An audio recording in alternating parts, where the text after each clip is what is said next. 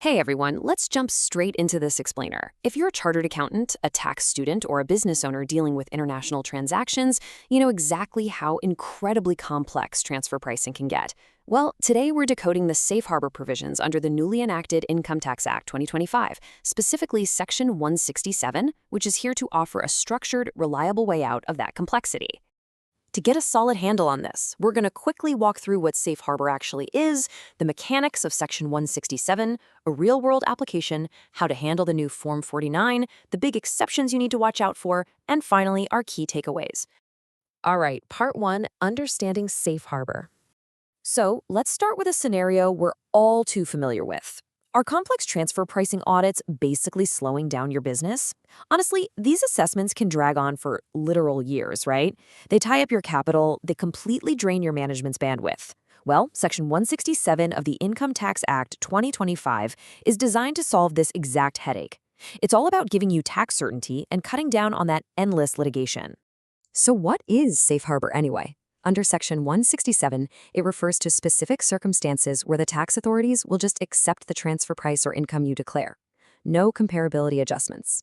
Simply put, if you meet the predefined conditions and declare the prescribed minimum profit margin, the tax department is going to accept it. No painful adjustments, no endless debates with the transfer pricing officer over which margin's correct. You just get peace of mind. For those of you who've been around the block, you'll remember the old Section 92 CB of the 1961 Act. Well, that's now been modernized into this new Section 167 of the 2025 Act. The core philosophy is exactly the same, but the 2025 Act, combined with the new income tax rules of 2026, brings in some seriously much-needed structural clarity and makes compliance a whole lot simpler.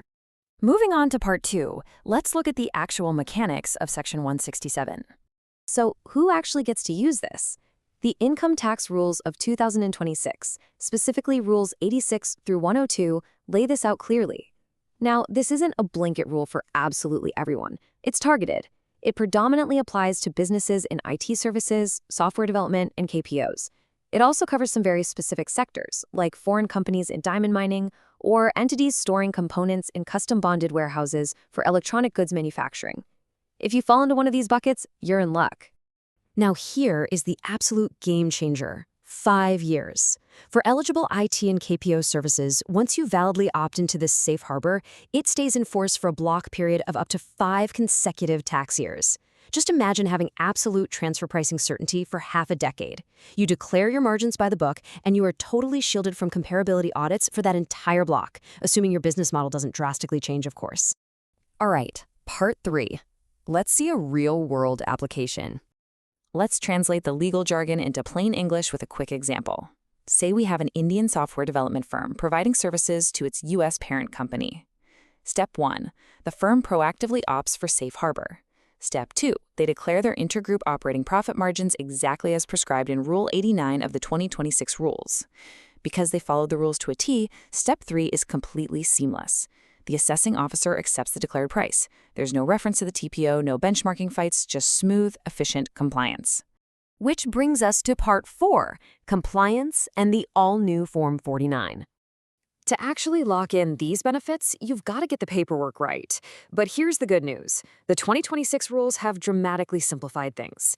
In the old regime, professionals had to juggle a bunch of different forms, 3CEFF, 3CEFB, 3CEFC, depending on the transaction. Now, they've merged all of those into one unified, smart e-form called Form 49.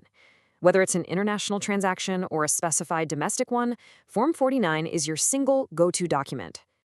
From a practical standpoint, you absolutely must make sure Form 49 is filed electronically, complete with a digital signature or EVC. And timing is critical here. You've got to file it before the return filing due date under Section 263(1)(c).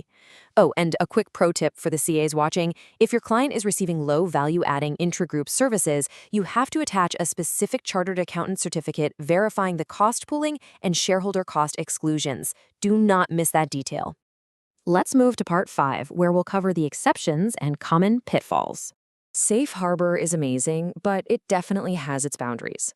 A super common misunderstanding pops up when dealing with associated enterprises in tax havens. Like, what actually happens if your Indian IT firm is billing a subsidiary located in a known zero-tax island nation? Well, it's a hard stop. The official FAQs and Rule 92 make it crystal clear. The safe harbor benefit is completely blocked if your transaction involves an associated enterprise in a no-tax or low-tax jurisdiction notified under Section 176.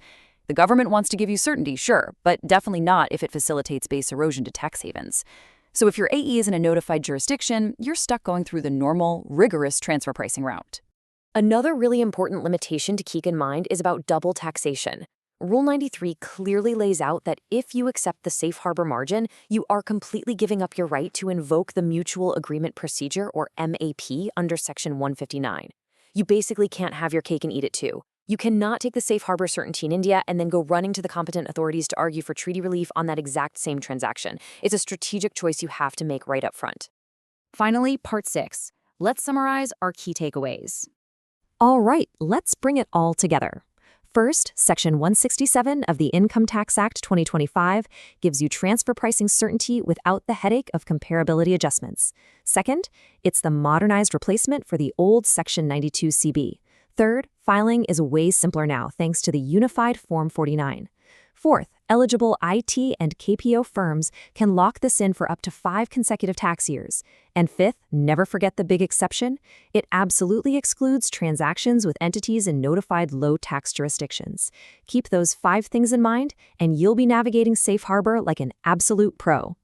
So, with the 2025 Act making Safe Harbor far more accessible, the big question is, will we finally see an end to decades-long transfer pricing litigation, or are we just going to see new complexities emerge as businesses adapt?